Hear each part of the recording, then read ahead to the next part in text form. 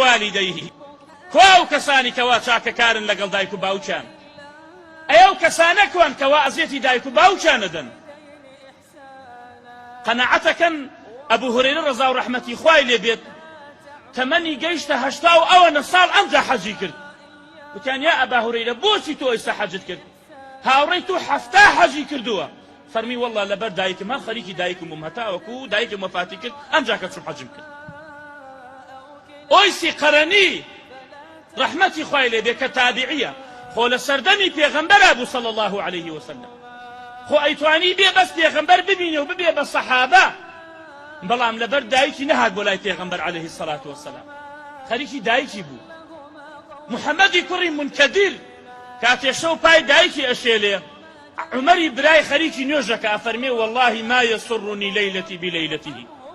بەخوا نایگۆڕمەوە لەگەڵتا ئەم شێلانەی قاچی دایکم لەگەڵ شەو نوێژەکەی تۆ عمەری برام ناگۆڕمەوە لەگەڵتا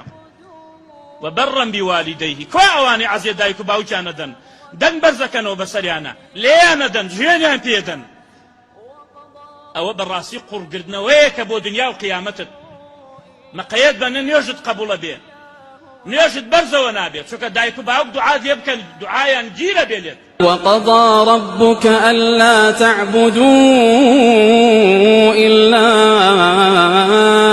إياه وقضى ربك ألا تعبدوا إلا إياه وبالوالدين إحسانا إما يبلغن عندك الكبر أحدهما أو كلاهما فلا تقل لهما أف